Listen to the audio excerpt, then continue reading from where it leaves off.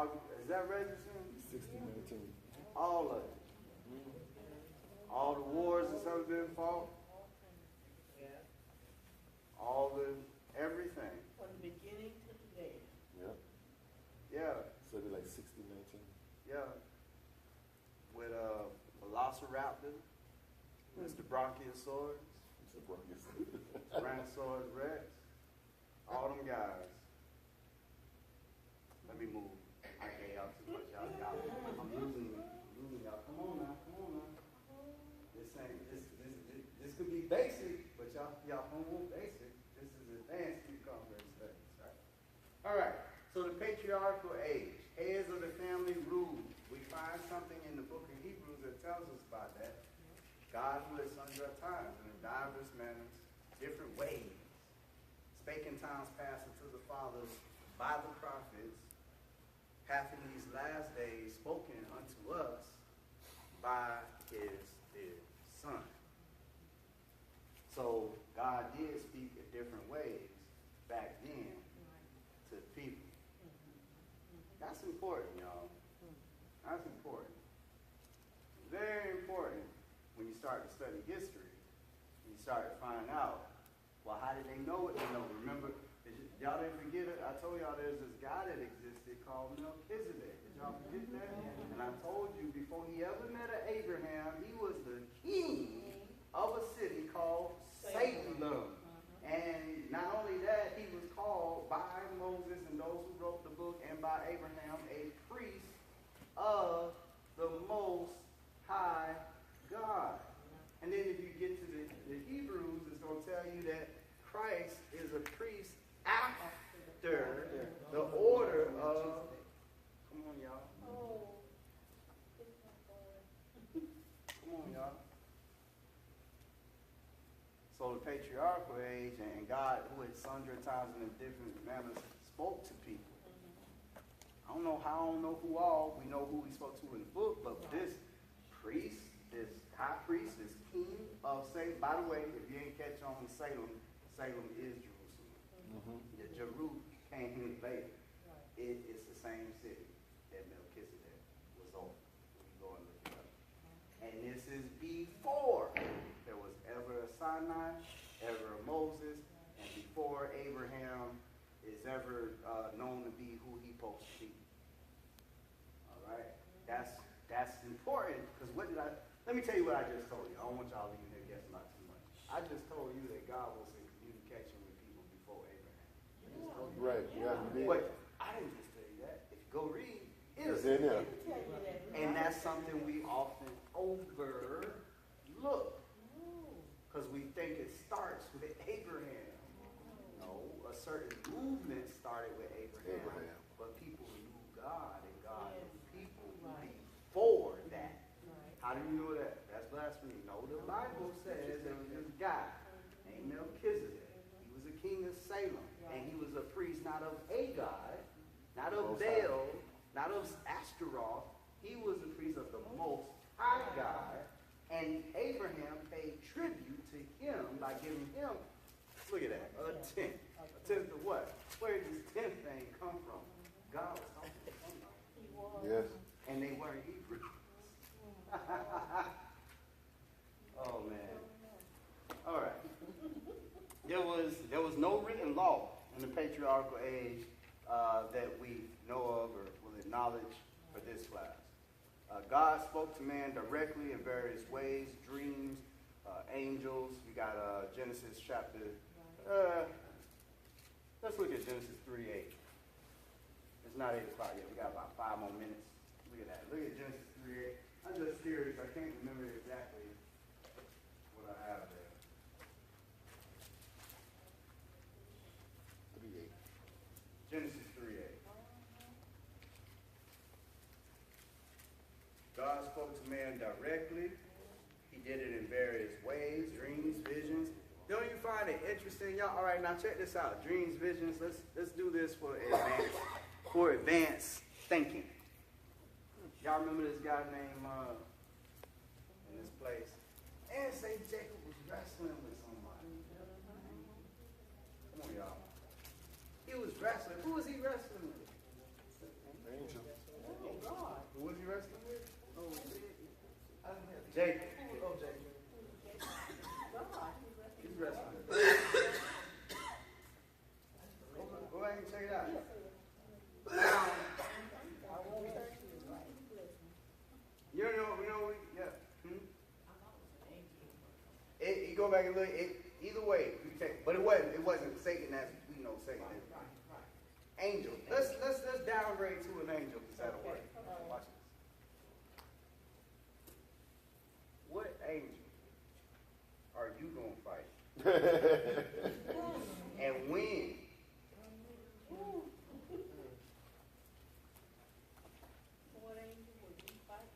What angel? Okay, let's put that in perspective. So we had this battle going on. I think it might have been when they was getting ready to fight Sennacherib or something like that. They had this angel comes down and swings his sword, and 180,000 people die. Now you tell me, what angel you gonna fight? And when? Not me physically, but Go through back. God and the Spirit, I'll slay them all. I'm right with Jesus. It's funny you should say that because the kingdom divided against himself shall not fall. So this angel is not an evil angel. I'm just saying you brought up evil angels. I'm just But saying. no. I'm talking about this comes from God. I can put 10,000 of them to fly. I'm playing. It was talking about the people. You put the people to flight, and the angels are on your side. I'm just giving you something. I'm making us slow down.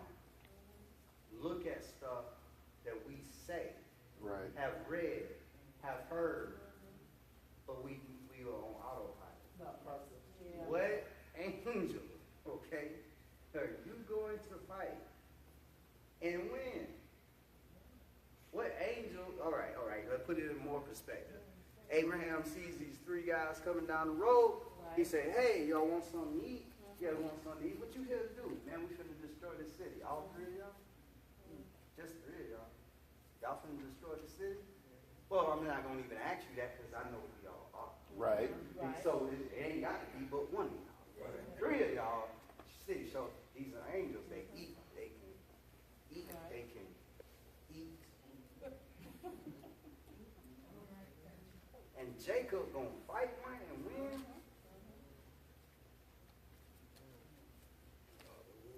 So when it says he wrestled with a man, how do we know the name?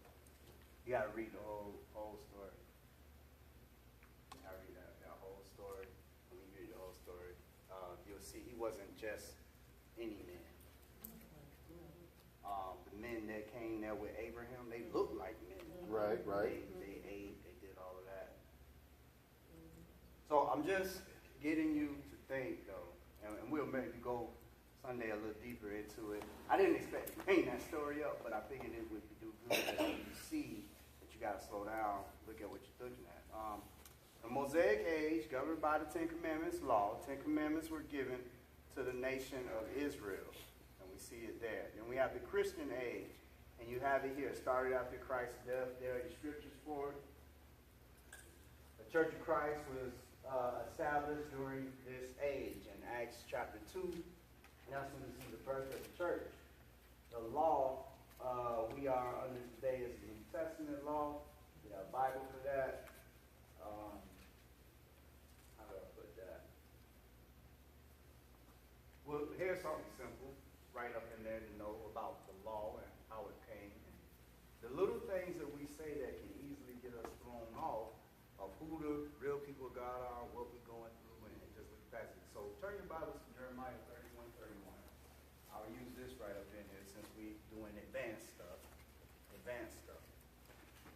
So let me go ahead and tell you this while you're getting that the New Testament wasn't given to some mysterious, far off new Christians.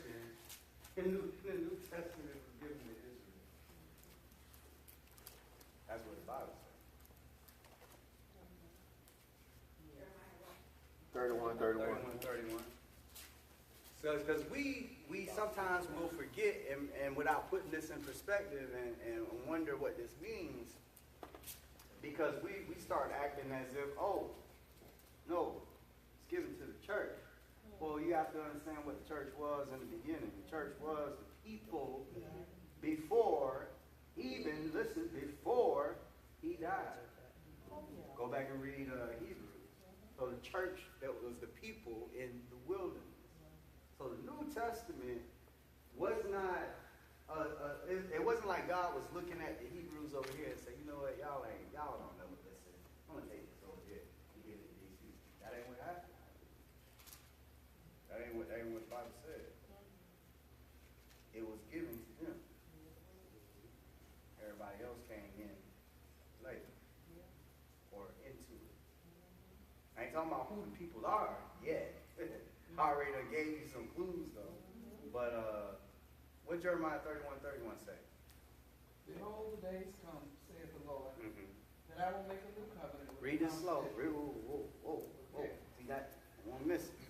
He said, behold, the days cometh, saith who? The Lord. So when you read this, don't say that's what a person said. The Lord said. This is what the Lord is saying to you. Okay, what do you got? That I will make. That I will make a new covenant. Stop. The Lord is saying he's going to make something. You already got one. Right. You're going to make a new one. Right. Are you going to make a new one and give it to a new people? Let's see. Read. With the house of Israel. Stop. Let that sink in because he made it do. Our problem is we don't know who the them is. Well. Somebody told us that the Ashkenaz are the people that's over there now. And all you got to do is bust open Genesis 10 and read the table of nations, and you will find out that Ashkenaz was the section of Gentiles. The people you think is people ain't Jews. Right. Let's read. And with the house of Judah. Why Israel and Judah? Because that great separation that Separation. happened. Yep. Remember that separation that happened? But these are still all the people. Right. Still the 12 tribes. So you got the split, right? Right. So I'm gonna make this. Who you making it with, God? My original 12. My chosen. Right. My same 12. Yeah. Right. God, they always disobeying you. You ain't taking it and give it to the black people? You ain't taking it and give it to the white people? Well, maybe you gave it to the Romans at that time. No, I'm gonna make it with the original people who I made it with. The same people that was in Egypt. The same people was 12. I'm making it with them. Everybody else gonna come in with them. And if you don't understand it that way, just watch this. Jesus say, I am sent to the lost sheep of the house of Israel. I'm going to bring them back. Get them ready. Yep. They come back. Ooh, look at his 12. Not a Gentile in the group. In that sense, not a Gentile in the group. They all represented something. Why was it 12 of them? So, since there was 12 of them, and they all come out of these different tribes, he got them, and then who's there on the day of Pentecost? Still dealing with the nation. He ain't dealing with no outsiders yet. Now, we ain't going to be dealing with no outsiders for a minute. Right. Because all them 3,000 getting them baptized, guess what they there for? They there because they obeying the law. Right. Every last one of them are still part of the tribe. They the people. So on the day of Pentecost, when nobody baptized but the people, we ain't got no Gentiles yet. We move forward, got 3,000 getting baptized, 4,000, 5,000 getting baptized. Wait a minute, Ethiopian Union. There it is. But wait a minute. There we are. Wait, no, not so fast. Because we don't get to Gentiles till chapter 10.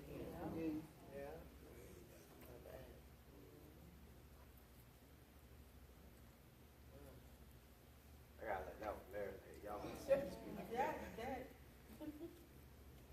So somebody told you you was a Gentile. Somebody told you you didn't get into Acts chapter 10. Acts chapter 10 didn't tell you that. Because the eunuch, who is of Africa,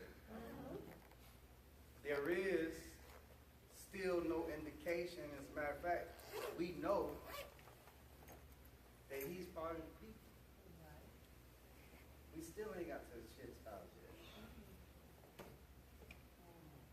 Brother Davis, can you get Isaiah chapter 62? I think I want to start at verse 1. 62? Don't recall it being familiar, maybe a few. I know it's in this chapter. If I don't get the verse right, y'all just read the chapter. What the first verse say? For Zion's sake, Yeah. I will not hold my peace. I will not hold my peace. Read. And for Jerusalem's sake, I will not rest Read. until the righteousness thereof go forth as brightness, Read. and the salvation thereof as a lamp that burning. And the Gentiles, Whoa, yeah. Whoa. What's going to happen with the Gentiles? and the Gentiles shall see thy righteousness, and all kings in glory, all kings thy glory. And thou shalt be called by a new name, which the mouth of the Lord shall name. Wait. So, I can't get a new name until some prerequisites happen. Right. So remember in convert studies, in the regular class, I just told you the word Christian pop up 3 times in the New Testament. You're over here in Acts chapter 11 and 26, and then you go and move away. You know, you got all that. That's basic stuff. 11:26 though.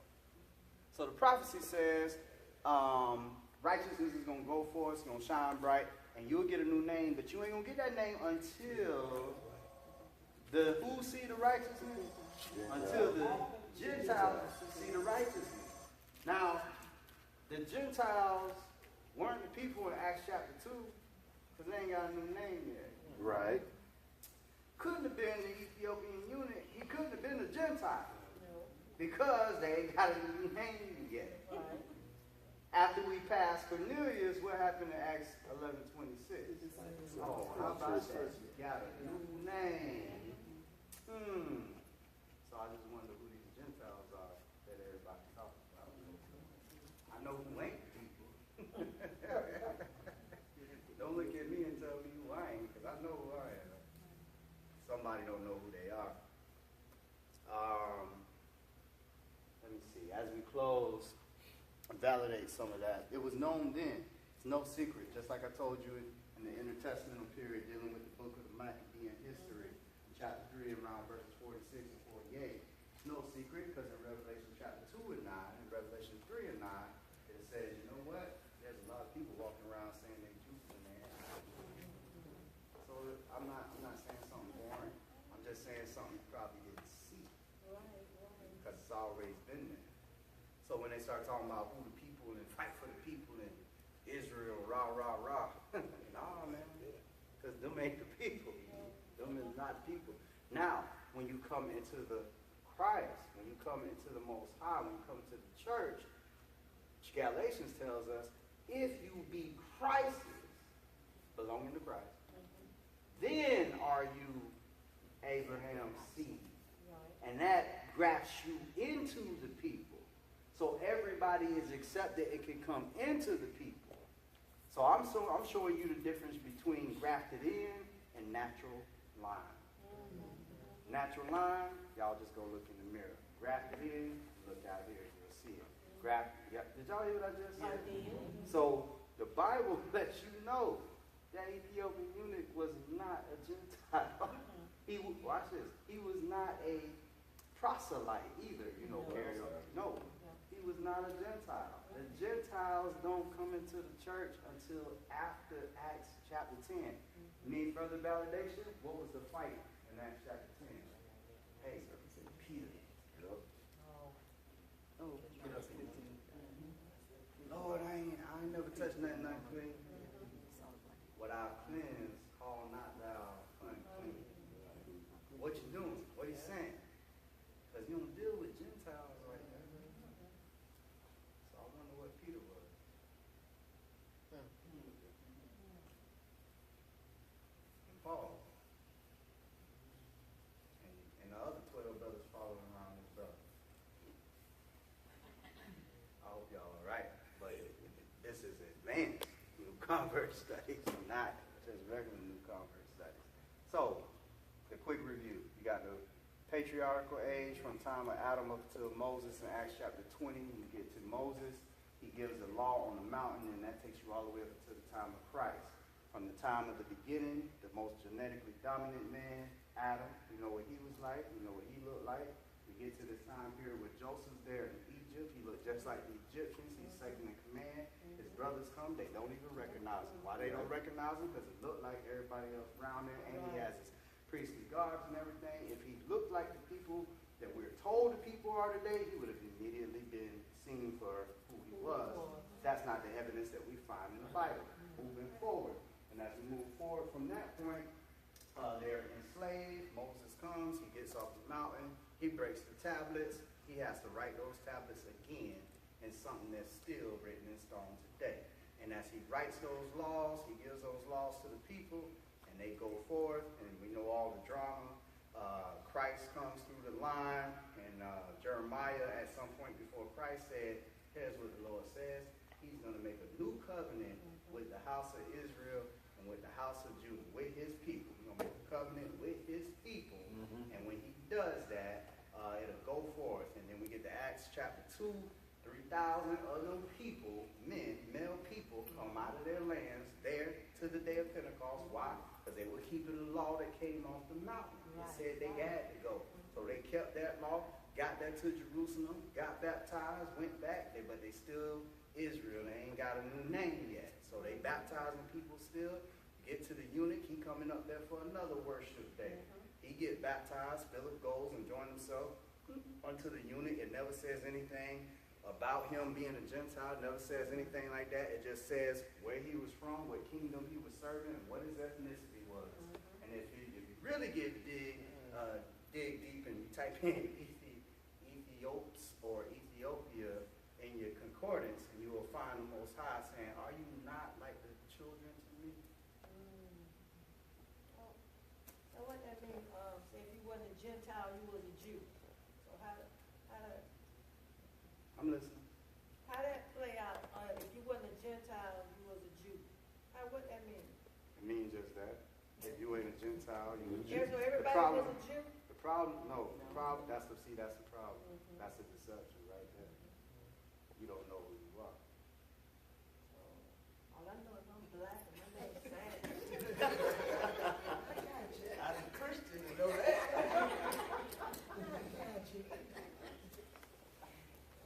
So here's what you need to know. My point in giving you something extra other than just the basics tonight is for me to communicate to you that what you think is Jew is really Gentile, and what's Gentile is really the Most High people, the Hebrews. What you've been told is not the case. The evidence of the lie is back in Revelation. No, I ain't been told that. I read that, but No, you ain't read that you was a Gentile. No, you who told me right. that? Listen, it's true. If you're not a Jew, you are a Gentile. That's true. Okay. The problem is, who is that? Who is the Jew? And who is the Gentile? Okay. Because it's true if you're not a Gentile, it's true. The difference is, who is that? Because what you would be told today by mainstream is that you're a Gentile. Right. Right. And what I'm showing you is how the promise come and he made a new covenant with his people. And so even though you have to accept Christ, and this may be of no significance to you because you don't understand where your Christianity at, but it's good for you to know for history because it puts a lot of things in perspective. That just shows you all of human history in 3 dispensations. So why the lie? That's some of what you got to ask yourself. Yeah. And there's things you've been told not to study, and it takes somebody like myself to bring it to you. I'm going to go look where they said don't look, pick up the rock where they said don't pick it up, pull back the curtain and say take a look. Right. Because the thing is, when you read your Bible, it does not bear out that the eunuch is a Gentile. He's not. No. And the prophecy said they're going to get a new name. They're going to get a new name after the Gentile. I wonder why the Gentile. see, Israel, even though they were disobedient, they had seen God's righteousness many times. Right. God's righteousness is born through the Israelites. They had seen it.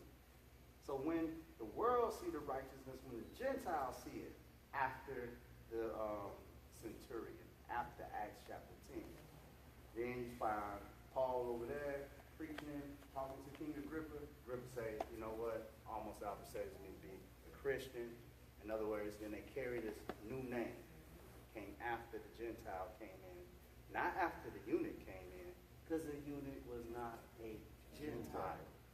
And then you can go back to Genesis 10 in your own study, and it will tell you, by these were all the isles of the Gentiles. And guess whose name among the isles of the Gentiles? Some guy named Ashkenaz. You know what the Jews are called today?